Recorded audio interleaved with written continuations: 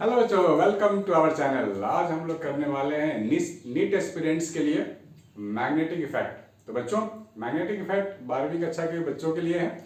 जो बच्चे अभी 12th में गए हैं उनको शायद ज़्यादा अभी समझ में नहीं आए, लेकिन जब आप ये चैप्टर कर लोगे तो उसके बाद जरूर करना ये क्वेश्चन जो भी बच्चे अगले साल नीट में अपेयर होने वाले हैं। बहुत सारे बच्चों ने तो शायद ये चैप्टर पढ़ लिया होगा तो वो कर सकते हैं, नहीं पढ़ा है तो पढ़ करके जरूर सॉल्व कीजिएगा, आपको बहुत कुछ लर्निंग एक्सपीरियंस होने वाला है।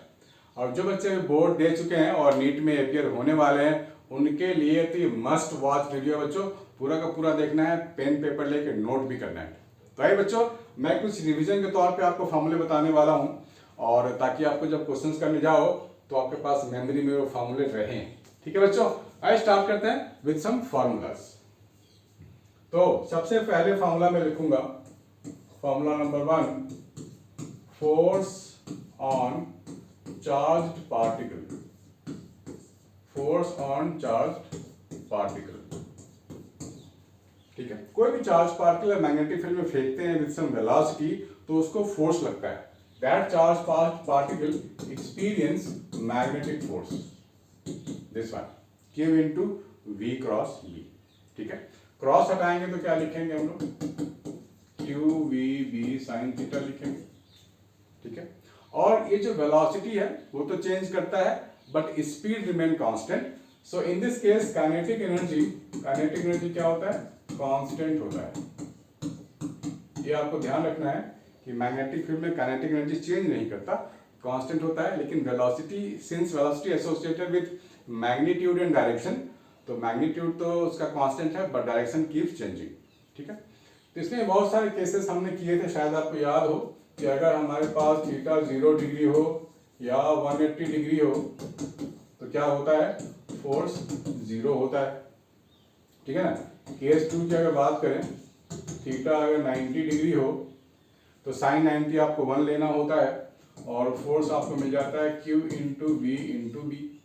और इस केस में सर्कुलर मोशन करता है चार्ज पार्टिकल। अगर ये आपका वेलोसिटी है और ये मैग्नेटिक फील्ड है, ये 90 डिग्री है, तो क्या होगा, सर्कुलर मोशन करेगा ऐसा। तो उस केस में आप लिख सकते हो mv²/r। बढ़िया ना। ठीक है, और जब एंगल एक्यूट एंगल हो, this is velocity and this is magnetic field, ये थीटा जब एक्यूट एंगल हो तो ये क्या करेगा, ये ऐसे करेगा, हेलिकल पाथ इसको बोलते हैं। जब भी एक्यूट एंगल होगा तो हेलिकल पाथ में घूमेगा। ठीक है, ये आपका रिवीजन के तौर पे बता रहा हूँ, जल्दी जल्दी नोट कर लो बच्चों, क्योंकि हम क्वेश्चन भी करने वाले हैं। इसके बाद करना है force on the current carrying wire placed in magnetic field. ये भी हम लोगों ने देखा हुआ है। Force on conductor, force on conductor, कैसा कंडक्टर, जिसके पास करंट है ऑलरेडी। हमारे पास ये वायर है, इसमें करंट I है, इसकी कुछ लेंथ है और ये किसी मैग्नेटिक फील्ड में रखा हुआ है, तो हम लोग क्या लिख सकते हैं, A vector is equal to IL vector cross of B vector. ये IL vector cross B vector, ये मैग्नेटिक फोर्स है इस वायर पे। ठीक है, similarly we can find force between two wires as well. ये है फोर्स बिटवीन टू वायर्स, दो पैरेलल वायर्स हैं, दोनों में जब डायरेक्शन ऑफ करंट सेम हो तो अट्रैक्टिव फोर्स लगता है F, और यहाँ पर ये लगता है लेंथ L। तो इस केस में जो फोर्स आता है, पहली बात तो आपको डायरेक्शन ध्यान रखनी है, अट्रैक्टिव फोर्स है, और फोर्स की जो मैग्नीट्यूड होगी वो होगी product of the current into length upon 2 pi d, where d is the distance between the two, 2 pi d, mu naught I1/2 L upon 2 pi d। ठीक है ना, ये हो गया फोर्स का फॉर्मूला। इसके आगे आता है ampere circuital law, magnetic field due to infinite wire भी हमारे को देखना है, सर्कल के कारण मैग्नेटिक फील्ड देखना है। तो इस फॉर्मूला में जल्दी जल्दी आपको बता देता हूँ। सपोज आपके पास कोई वायर है, इसमें करंट है और इसकी कुछ डिफाइंड लेंथ है, L, और आपको बोला गया है find the magnetic field at A distance r। यहाँ पे एक पॉइंट P है और आपको बोला गया है फाइंड द मैग्नेटिक फील्ड, और आपको क्या यहाँ पे गिवन है, this is angle θ2 and this is angle θ1। ठीक है ना, θ1 θ2 at the angle at the point P। तो मैग्नेटिक फील्ड यहाँ क्या लिखेंगे हम लोग, mu not I into sine theta 1 plus sine theta 2 upon 2 pi D. D यानी क्या है, आप कुछ भी नाम दे दो, इसको आप डी भी नाम दे सकते हो, आर भी नाम दे सकते हो, ये फॉर्मूला लिख सकते हैं। 4 होता है, सॉरी दिस इज 4। इसी वायर को अगर इनफाइनाइट बना दिया जाए तो क्या लिखेंगे हम लोग, for infinite wire theta 1 is equal to theta 2 is equal to 90 degree. ठीक है ना, theta 1 plus theta 2 is equal to 90 degree हो जाएगा।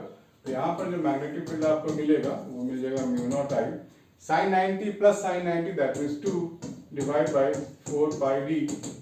तो ये आपको मिल गया mu not I upon 2 pi D.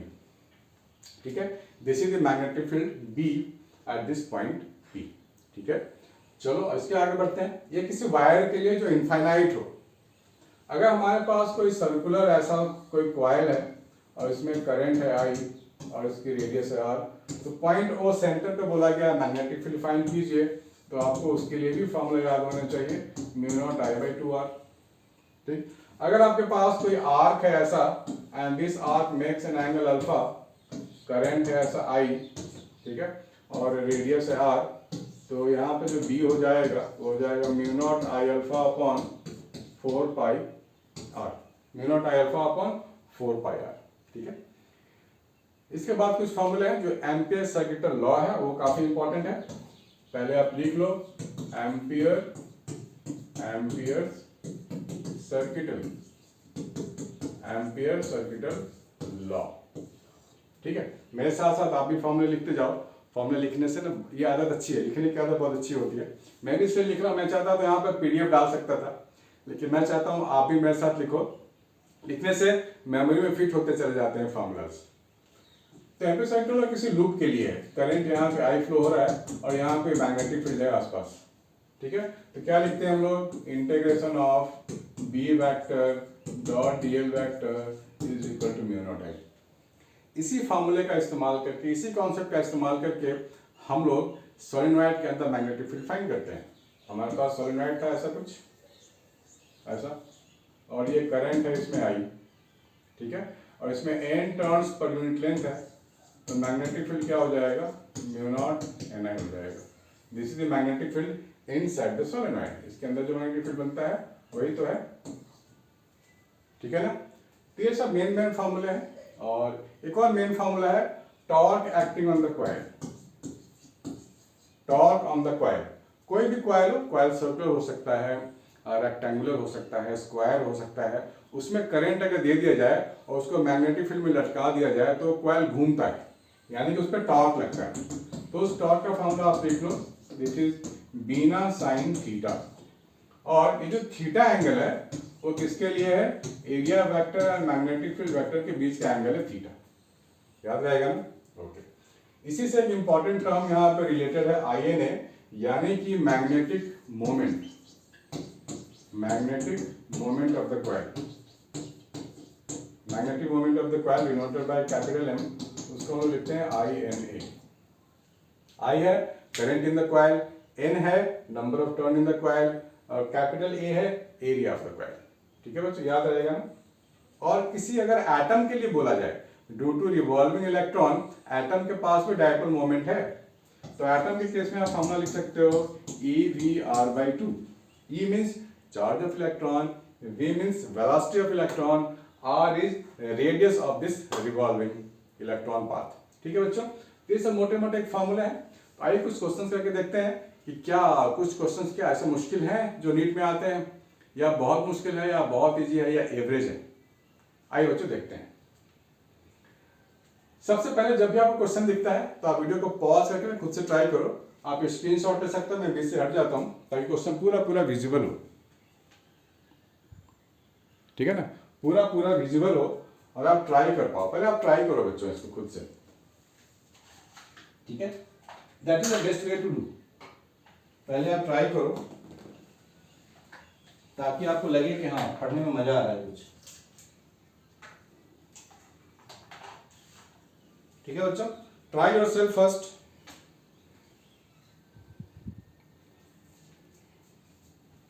तो तो आपको ये वेक्टर वाली चीजें दिख रही है बहुत सारी। If the product force vector equal Q into V into B, देखो आपको ये फॉर्मूला बता रहा है, is equal to given Q1 है, V ये है and force this, what will be the complete expression for B। ठीक है ना, ट्राई करें, चलो ट्राई करते हैं। फॉर्मूला दे रखा है, ठीक है, Q into V cross B है ये पूरा। Q1 ले लो आप, Q को 1 ले लो, और वेलोसिटी भी कह रहा है कि आप ये ले लो। तो V क्रॉस B तो फोर्स होता है ना, तो आप पहले ट्राई करो V क्रॉस B फाइंड करने की। V क्रॉस B, ये हो गया I, ये हो गया J, ये हो गया K। वेलोसिटी क्या है हमारे पास 246, यहां आप लिखोगे 246। मैग्नेटिक फील्ड क्या है, B है, दूसरा वाला भी B है, तीसरा वाला B नॉट है, ठीक है ना। तो V क्रॉस B फाइंड कर लो, Q तो बेचारा 1 है, तो यहां से यही तो आपको देता है फोर्स F, Q1 है तो 1, खत्म मामला। I के लिए लिखेंगे तो हो जाएगा 4B naught minus of 6B, फिर माइनस J कैप के लिए काम करेंगे, ये हो जाएगा 2B naught minus of 6B plus K cap. अगर K कैप की बात करें तो 2B minus 4B, 2B minus 4B आपको मिलेगा, ठीक है, ये आपको मिल रहा है। अब यहां पे देखो फोर्स क्या बोल रहा है, 4I कैप, यानी कि पूरा का पूरा 4I कैप लिखना पड़ेगा आपको, यानी कि 4B naught minus of 6B is equal to 4, ये लिखना पड़ेगा। J के साथ -20 है, J के साथ -20 है, तो यहां क्या लिखेंगे हम लोग, 2B naught minus of 6B with minus sign, ये हो गया -20, ठीक है। और ये K के साथ 12 है, और यहाँ पे K के साथ -2B है, तो -2B is equal to 12, so B is equal to -6, B is equal to -6। यहाँ पे आप डाल दो B की जगह -6, तो ये प्लस 36 हो जाएगा, तो हमारे को मिल जाएगा 4B naught plus 36 is equal to 12। तो यहाँ से B नॉट की वैल्यू आपको मिल जाएगी, तो आप लिख सकते हो 4B naught is equal to 4B naught हमारे को मिल जाएगा 24 with minus sign, so B naught भी आ गया आपको -6, तो B नॉट भी आ गया आपको -6, यहाँ पे B नॉट की वैल्यू आ गई -6, तो -6 के कैप यहाँ भी है, यहाँ भी है, और यहाँ पर BI और BJ है, B भी -6 है, B भी हमारे पास -6 है, आप देख पा रहे हैं B -6 है, B नॉट भी -6 है, तो यहाँ पे सारी वैल्यू -6 वाली है, -6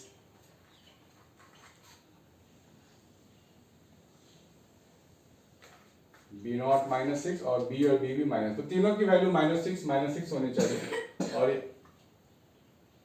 4 है, -20 है और 12 है, तो 12 तो हमारे पास इसके लिए हो जाएगा -2B इज इक्वल टू 12, तो B की वैल्यू हो गई -6, और 2B नॉट -6 -20 हो रहा है हमारे पास, ये -20 हो गया, माइनस माइनस यहाँ से हटा सकते हो, और हमारे को मिल रहा है यहाँ पर 4B नॉट -6B, और B की वैल्यू 36 में से 4 है, सॉरी 36 में से आपको हो जाए 32 बच रहा है यहाँ पर 32, एक में बेटे, यहाँ पे आपको वैल्यू डालनी है 4B naught plus 36 is equal to 4, तो यहाँ से आपको मिल जाएगा 4B नॉट -32, तो B नॉट की वैल्यू -8 मिल गई आपको, -8 B नॉट की वैल्यू आ गई, और B की वैल्यू है -6, तो -6 और -6, यानी कि सी ऑप्शन आपको मिल रहा है बच्चों, सी ऑप्शन मिल रहा है, इसको नोट करो, फिर आगे करते हैं।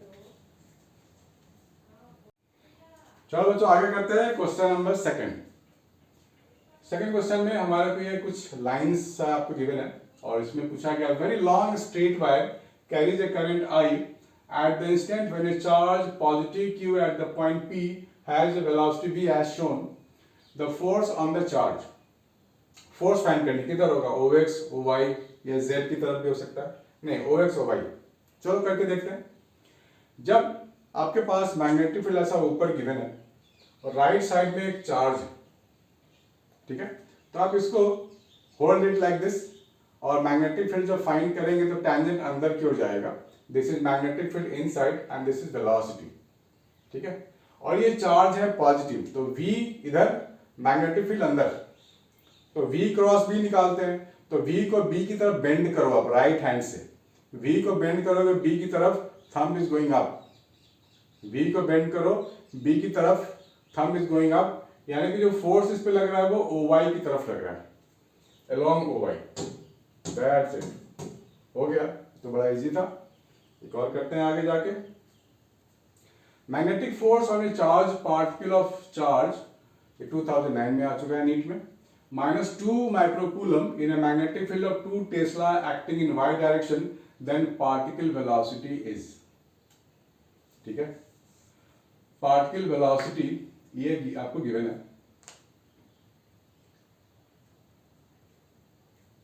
आपको मैग्नेटिक फोर्स फाइंड करनी है। तो सीधी सी बात है, मैग्नेटिक फोर्स का जो फॉर्मूला होता है वो क्या होता है, Q into V cross B, V cross B, Q into V cross B. The magnetic force on a charge particle -2 microcoulomb, negative charge बच्चों आपको ध्यान में रखना है, in a magnetic field of 2 tesla acting along Y direction, Y direction की ओर है 2 tesla. Velocity given है I और J, वेलोसिटी कुछ ऐसा है I J 2I cap plus 3J cap into 10 to the power 6।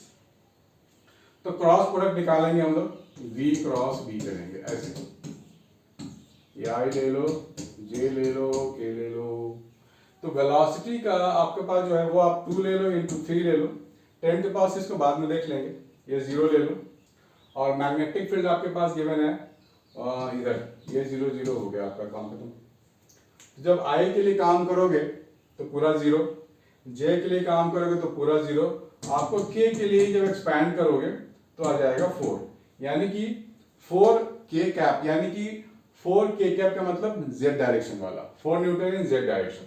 मैं ये मान भी चल रहा हूं कि आपको क्रॉस प्रोडक्ट निकालने आता है बच्चों, आनी भी चाहिए, वेक्टर्स में किया था हम लोगों ने। ठीक है ना, चलो आगे बढ़ते हैं, बड़ा लंबी क्वेश्चन था ये तो।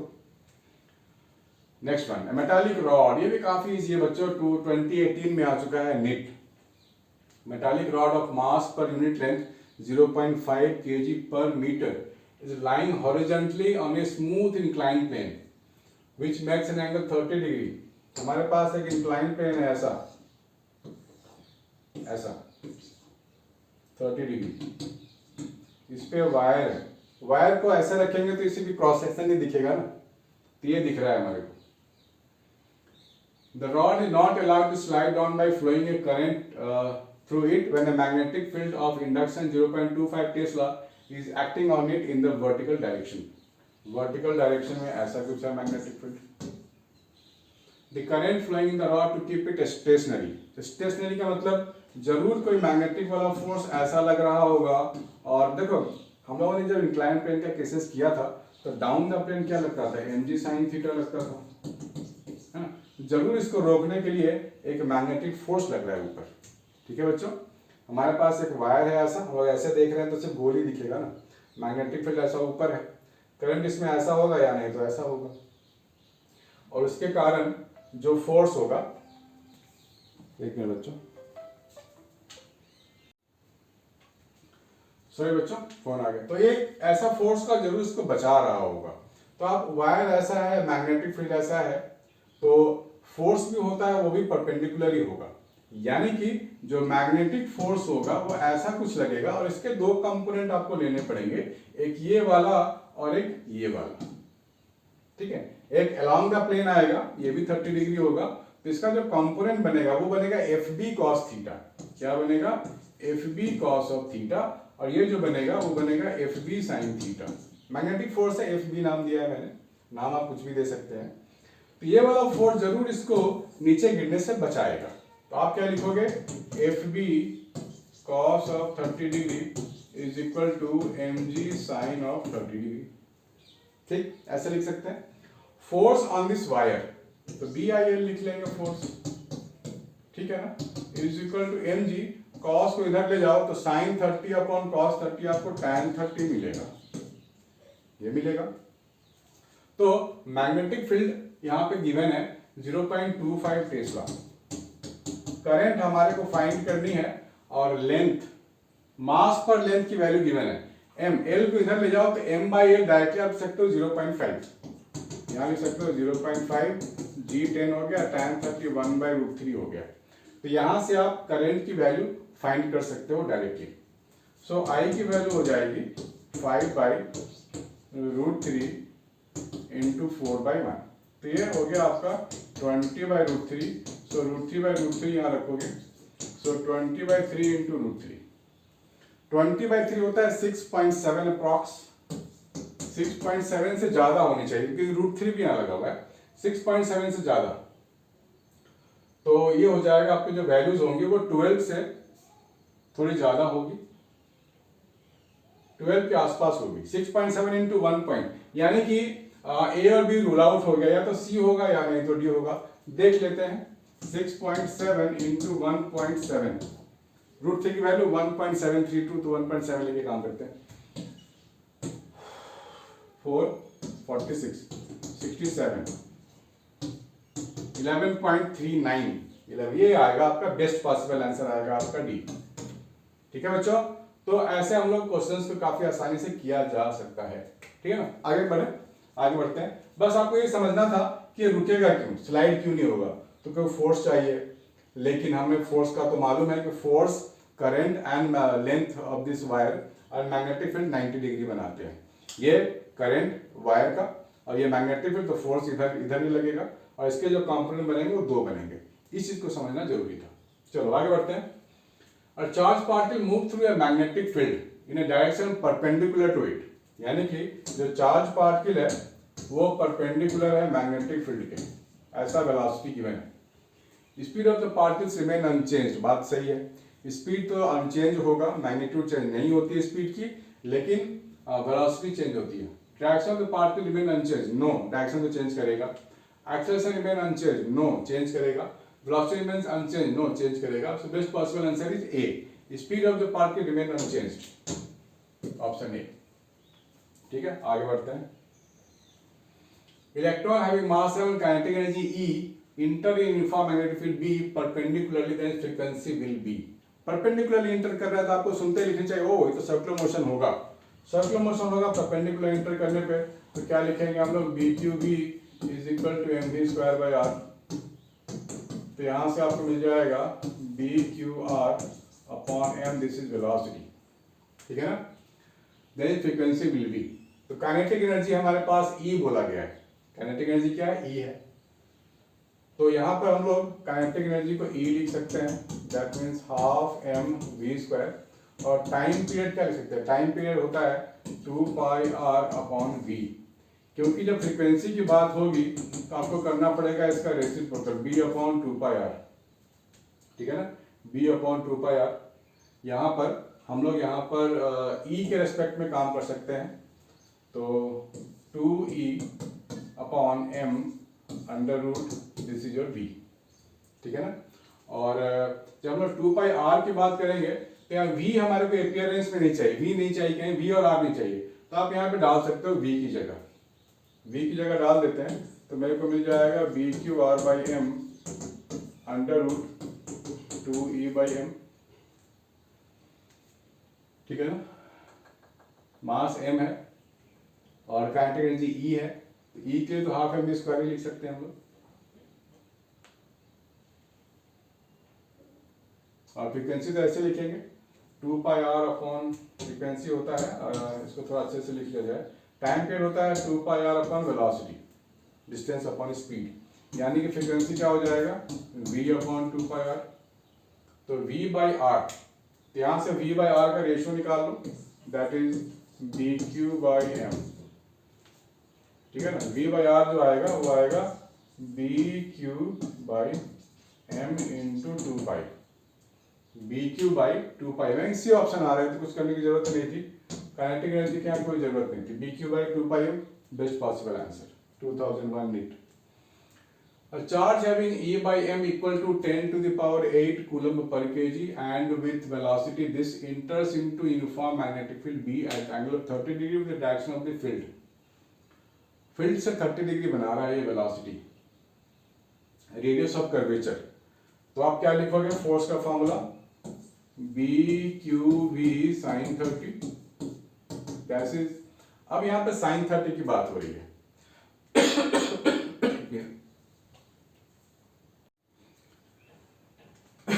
देखो जब भी हम लोग बात करते हैं कि एक्यूट एंगल में इंटर किया गया है ना, वेलोसिटी कुछ ऐसा है, मैग्नेटिक फील्ड कुछ ऐसा है 30 डिग्री पे, दिस इज योर बी।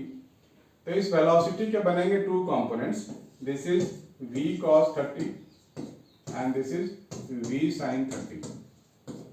ये जो परपेंडिकुलर वाला कंपोनेंट है, this component is responsible for radius factor, radius, क्योंकि जब एक्यूट एंगल होगा तो हम लोगों ने डिसाइड किया था ना कि पार्टिकल ऐसे जाएगा, तो ये रेडियस तो ये हुआ, तो ये जो डिस्टेंस है इसके लिए यही वेलोसिटी रेस्पॉन्सिबल होगा, ये वाला वेलोसिटी। तो आप लिखोगे B Q V sine 30 is equal to mv square by R, ये लिखेंगे हम लोग। तो यहां से हम लोग r फाइंड कर सकते हैं, यहां से r फाइंड कर सकते हैं, that means mv upon B Q sine 30 and sine 30 is 1/2, तो 2 ऊपर चला जाएगा आपका, और q by C, q by m आपकी वैल्यू गिवन है, ट्वाइस है, और ये वेलोसिटी है 3 × 10⁵, और मैग्नेटिक फील्ड भी गिवन है हमारे को 0.3, ठीक है। q बाई m, m को नीचे, m को यहां से हटाओगे तो नीचे आ जाएगा, q बाई m गिवन है 10⁸, तो यहां से कैलकुलेट कर लेते हैं, 0.3 से जाएगा तो यहाँ 10 बचेगा, सो और 10⁵ है ये, सो 2 इंटू 10⁵, ये 6 माइनस 8 हो गया, तो 2 इंटू 10⁻², 0.02 मीटर या फिर 2 सेंटीमीटर, डी ऑप्शन, ठीक है, डी ऑप्शन है ना। बड़ा आसान, बड़ा मजेदार, बहुत आसान। Two similar coils of radius are lying concentrically with their planes at right angles to each other. Right angle मतलब एक कॉइल ऐसा है और एक कॉइल ऐसा है, कॉन्सेंट्रिक दोनों का सेम है, ये करंट है ऊपर नीचे ऐसे जा रहा है, and this is the current like this, ऐसे ऐसे। एक सर्कल आप ऐसे ले लो और एक सर्कल आप ऐसे ले लो, दोनों परपेंडिकुलर, एक सर्कल इस प्लेन में, एक सर्कल इस प्लेन में, दो सर्कल से, इसके में करंट I ले लो, इसमें करंट 2I ले लो। The resultant magnetic field induction at the centre will be, देखो सीधी सी बात है, जब भी आप सर्कल के लिए किसी मैग्नेटिक फील्ड की बात करते हो तो वो मैग्नेटिक फील्ड सर्कल के एक्सिस के अलोंग होता है। अब देखो ये वर्टिकल सर्कल है, वर्टिकल का सर्कल का एक्सिस कुछ ऐसा होगा तो इसका मैग्नेटिक फील्ड B1 कुछ ऐसा होगा, एक सर्कल इस प्लेन में है तो इसका मैग्नेटिक फील्ड कुछ ऐसा होगा, B1 B2 नाम दे दो, B1 B2 नाम दे दो, दोनों आपस में 90 डिग्री बना रहे हैं, आपको रिजल्टेंट मैग्नेटिक फील्ड आएगा तो कुछ ऐसा आएगा, ठीक है ना। तो निकाल लेते हैं, similar coils of radius r, दोनों की रेडियस r है, तो सेंटर पे मैग्नेटिक फील्ड B1, चलो अगर हम B1 की बात करें तो क्या लिखेंगे, μ0I बाई 2r, और अगर B2 की बात करें μ0 इंटू 2I बाई 2r, दोनों के रिजल्टेंट निकाल लेते हैं। So B is equal to under root B1 का स्क्वायर प्लस B2 का square plus 2 B1 B2 cos of 90, cos 90 की वैल्यू होती है 0, तो यहाँ पर B1 का स्क्वायर करेंगे B2 का स्क्वायर, ध्यान से देखना यहाँ पर, इसको अगर मैं B नाम दे दूं, ये ट्वाइस है, ये 2B नाम देना पड़ेगा, ठीक है ना, ये हो जाएगा B square plus 4B square plus 0, cos 90 0, तो आपको मिल जाएगा B√5, ठीक है, B√5, यानी कि √5 वाला ही आंसर होगा, √5 वाला ही आंसर होगा, एक A है और एक B है। तो मैंने तो B इसको लिया था μ0I by 2r into √5, μ0I by 2r, μ0I by 2r into √5, ये 2r वाला, यानी कि ऑप्शन ए हमारे को मिलता है, ठीक है बच्चों, इसको नोट करो फिर आगे बढ़ते हैं।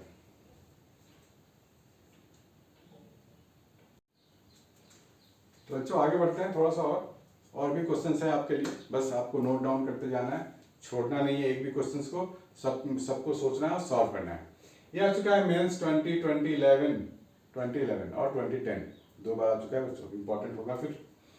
चार्ज की with uniform spread on a thin ring of radius r, thin ring of radius r, the ring rotates about its axis with a uniform frequency, ring rotate कर रहा है। The magnitude of magnetic induction at the center of the ring, इस पे centre पे magnetic field मांगा गया है, तो नॉर्मल फार्मूला क्या होता है, B is equal to μ0I by 2r, ये होता है फार्मूला। और करंट की जब बात करेंगे, करंट तो क्या होता है, चार्ज बाय टाइम होता है, लेकिन 1 बाय टाइम फ्रीक्वेंसी भी तो होता है। तो आप Q इंटू एफ लिख सकते हो करंट। तो यहां पर आप लिख सकते हो Q into F upon 2R, mu naught Q F upon 2R, mu naught Q F upon 2R B में आ गया आपका, ठीक है ना। चलो तो बी ऑप्शन हो गया। देखो कितने इजी क्वेश्चंस आते हैं, बड़ा आराम से आप लोग कर सकते हो बच्चों, थोड़ा सा सोचना है, that's it, correct. Current loop consists of two identical semi-circular parts. Each of it is aligned in the xy plane, on the other in an xy plane.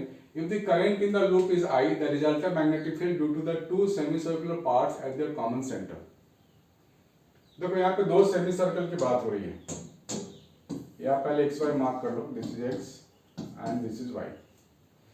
Current loop consists of two identical semicircular parts. Each of it is aligned in xy plane. And the other in X Z plane, यहाँ पे Z plane भी है, आप imagine कर लो, किसी घर के कोने को इमेजिन कर लो ना, एक घर का कोना में जो लाइन पे आपका निकल रहा है, एक्स एक्सिस, वाई एक्सिस और एक जेड एक्सिस। तो एक आपको बोला गया है कि if the current in the current loop is I, the resultant magnetic field due to this two semi circular parts at their common centre, X Y plane, एक दीवार को आप एक्स वाई प्लेन मान लो, ठीक है, और एक को आप एक्स जेड प्लेन मान लो।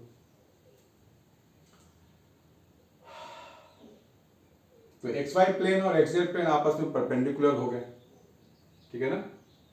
Current in the loop, the resultant magnetic field due to the two semicircular parts at their common centre, common centre यानी कि यहां भी ना जो मैग्नेटिक फील्ड होंगे वो आपस में परपेंडिकुलर होंगे, और बिल्कुल आइडेंटिकल केस है, एक ऐसा आपने ले लिया, ठीक है, और एक ऐसा आपने ले लिया, this is X Z plane, ठीक है। यहाँ तो क्या दिखाना मुश्किल है, आप रूम में जहाँ पढ़ाई कर रहे हो उस रूम में एक दीवार को एक्स वाई प्लेन मान लो, और ठीक है उसके नीचे वाला फ्लोर के साथ वाला एक्स जेड प्लेन हो जाएगा, है ना, एक्स जेड प्लेन। तो एक प्लेन आपका ऐसा हो गया वर्टिकल, एक प्लेन ऐसा हो गया सेमी सर्कल ग्राउंड पे, यानी कि परपेंडिकुलर। तो दोनों के मैग्नेटिक फील्ड भी परपेंडिकुलर ही होंगे। तो आप लिख सकते हो B square plus B square plus 2b1 b2 cos 90, इसको अंडर रूट लगा लो तो आप ये हो जाएगा b रिजल्टेंट, cos 90 यहाँ पे हो गया आपका 0, ये हो जाएगा under root of 2b square, यानी कि b रूट 2 आपको मिल रहा है।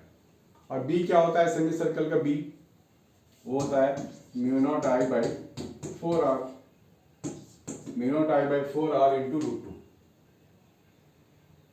ठीक है। रूट अगर आपको नीचे चाहिए तो आप क्या कर सकते हो, रूट टू ऊपर नीचे मल्टीप्लाई कर दोगे तो आपको मिल जाएगा ऊपर में 2, ये मिल जाएगा mu not I upon 2 root 2r। ये ऑप्शन ए आपको मिल रहा है बच्चों, ऑप्शन ए मिल रहा है आपको, ठीक है ना। इजी है बहुत यार, जल्दी जल्दी कर लेते हैं फटाफट।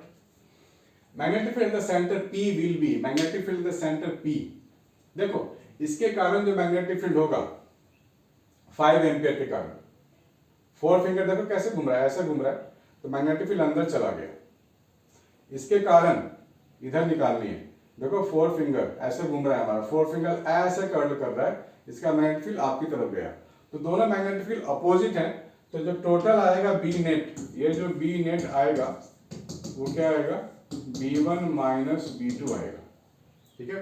तो इसके कारण मैग्नेटिक फील्ड लिखेंगे वो आएगा mu not I upon 2 pi R यानी कि 5/2 minus mu naught into I dash upon 2 pi into 5/2, ठीक है ना।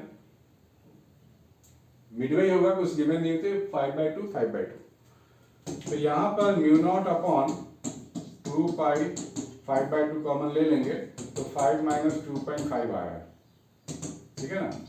तो mu naught upon 2 pi into 2.5 और ये हो जाएगा 2.5 गया, म्यू नॉट बाई 2 पाई हो गया, mu not by 2 pi, that's it, ठीक है।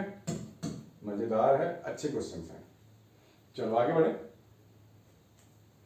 Long solenoid of 50 centimetre length having 100 turns carries a current of 0.5 ampere. The magnetic field at the center of the solenoid is, ये भी हम लोगों ने किया हुआ, फॉर्मूला बेस्ड है, इसका डिराइव भी हम लोगों ने किया था। B क्या होता है, म्यू नॉट NI होता है, म्यू नॉट की value 4 pi into 10 to the power -7, into number of turn upon length. Number of turn यहाँ 100 है और लेंथ आप लिखोगे 0.5 मीटर इनटू करंट है कितना 2.5 दिस वन। ठीक है, तो यहाँ से कट जाएगा और ये 5 हो जाएगा, ये हो जाएगा 20 पाई इंटू 10⁻⁻5, ये हो जाएगा 2 पाई इंटू 10⁻⁻4 और 3 पाई क्या 3.14, तो 6.28 इंटू 10⁻⁻4 ये फर्स्ट ऑप्शन मिल गया आपको। ठीक है बच्चों, नोट करो फिर आगे बढ़ते हैं। हम बच्चों आगे क्वेश्चन करते हैं। ये नीट 2016 का क्वेश्चन है, नीट 1 यानी कि 2 पेपर हुए थे उस टाइम, नीट 1 और नीट 2 करके। तो आइए देखते हैं इस क्वेश्चन में क्या है। पहले आप क्वेश्चन को ध्यान से देखो, ध्यान से समझो। यहाँ पे बोला गया square loop ABCD square loop carrying a current I is placed near in coplanar with a long straight conductor XY। जहां लिखा हो ना long straight conductor, that means वो इनफाइनाइट वायर है। Net force on the loop, net force, total जो नेट फोर्स बनता है वो आपको फाइंड करनी है। तो आप ध्यान से देखो, हम लोगों ने ऐसे क्वेश्चन 12th वाले में तो बहुत सारा किया है। ये दोनों वायर को देखो, they are current in same direction, तो करंट सेम डायरेक्शन मतलब दे अट्रैक्ट ईच अदर ऐसे। और इन दोनों को देखो अपोजिट है, तो यहाँ पर फोर्स अगर F है, यहाँ पर रिपल्सिव लगाओ F डैश। इन दोनों को ध्यान से देखो, बिल्कुल अपोजिट करंट है इन दोनों में, और दोनों की प्लेसमेंट बिल्कुल सेम है, यानी कि इनका जो फोर्स होगा आपस में वो इक्वल एंड अपोजिट होगा, वो कैंसिल हो जाएंगे। ठीक है, तो नेट फोर्स कोशिश करते हैं फाइंड करने की। F नेट होगा F minus of F dash, F minus of F dash. F क्या हो जाएगा, mu not I upon 2 pi L/2 minus mu not I upon 2 pi L/2 plus L, यहाँ तक जाना है ना, ये हो जाएगा 3L/2। इसको आप सिंप्लीफाई करोगे तो आपको मिल जाएगा 2/3 का फैक्टर आएगा। 2/3 का फैक्टर सिर्फ एक ही में है, नहीं 2 है, तो पूरा करना पड़ेगा काम। Mu naught I upon 2 pi L, और ये 2 ऊपर चला जाएगा, माइनस ये 2 ऊपर चला जाएगा, 2 mu naught I upon 6 pi L। यहाँ पर आपको कॉमन क्या लेना है, 2 mu naught I upon 2 pi L। ठीक है, 2 mu naught I upon 2 pi L, ये 1 हो गया, माइनस 2/2 हमने यहाँ से कॉमन लिया था, 3 बचेगा, तो ये 2/3 हो गया। ठीक है ना, 3 माइनस 1 2/3, यहाँ पे आप लिखेंगे हम लोग यहाँ पे 2/3, ये हो गया 2/3, तो ये 2 कट हो गया, तो 2/3 म्यू नॉट I/L। पाई भी बचेगा, नीचे 3 पाई हो जाएगा, 3 पाई L भी बचेगा। ठीक है ना,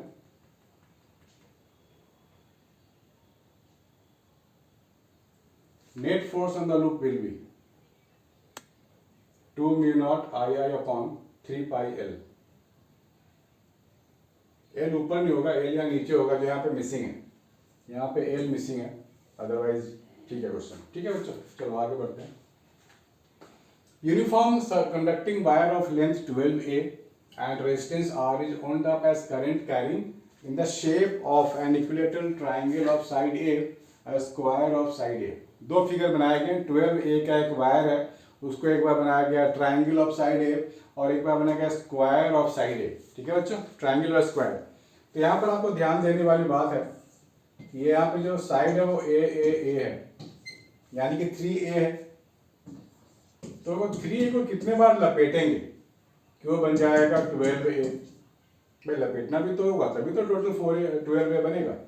तो ये यहाँ से n की वैल्यू आ गई 4, यानी कि इसको यहाँ पे लपेट के 4 बार लपेटा गया है, तब जाके ये 12A बनेगा। और किसी भी इक्विलैटरल ट्रायंगल के लिए एरिया क्या होता है, हाफ इंटू बेस तो पूरा A हो गया, पूरा का पूरा, तो ये A/2, ये भी A/2, तो ये हो जाएगा √3A/2। ठीक है ना, ये तो ये एरिया ऑफ इक्विलैटरल ट्रायंगल आ गया। तो हम लोग का मैग्नेटिक मोमेंट कैसे निकालते हैं, number of turn into current into area. तो नंबर ऑफ टर्न यहाँ पे हो गया 4, और ये है √3A²/4, ये एरिया हो गया, ये नंबर ऑफ टर्न हो गया, इंटू करंट I हो गया, तो ये हो गया √3A²I। √3A²I से इसी में बी ऑप्शन में ही है। देखो आंसर तो यही आ गया, बाकी आधा पार्ट कैलकुलेट करने की आपको जरूरत नहीं है, लेकिन फिर भी आपके लिए कर लेते हैं। ठीक है ना। पहला पार्ट तो आंसर आपका आ गया है। स्क्वायर के लिए भी कुछ ऐसा ही होगा। स्क्वायर हमारे पास है, यहाँ पे ईच ऑफ साइड ए बोला गया है, ठीक है ना। तो ये हो गया 4a इंटू कर दो नंबर ऑफ टर्न, ये हो जाएगा 12a, तो n की वैल्यू होगी 3, यानी कि इसमें नंबर ऑफ टर्न n है। तो टोटल मैग्नेटिक मोमेंट यहाँ पे डालेंगे 3 इंटू करंट इंटू एरिया हो जाएगा a स्क्वायर, ठीक है, 3ia स्क्वायर। ठीक है बच्चों, है ना मजेदार क्वेश्चन, बहुत अच्छी बात है। तो बच्चों आज के लिए इतना ही पे रखते हैं क्वेश्चंस। नेक्स्ट वीडियो में मिलेंगे नेक्स्ट टॉपिक के साथ, EMI AC। तो बच्चों दिल थाम के बैठो, इंतजार करो, और तब तक बाकी के चैप्टर्स कर लो, और EMI AC रिवाइज करके रखना, अगला वीडियो इसी की बारी है। अगर आपको समझ में आ रहा है तो लाइक कमेंट शेयर जरूर करना, अपने दोस्तों को भी फॉरवर्ड करना। बाय बच्चों, टेक केयर।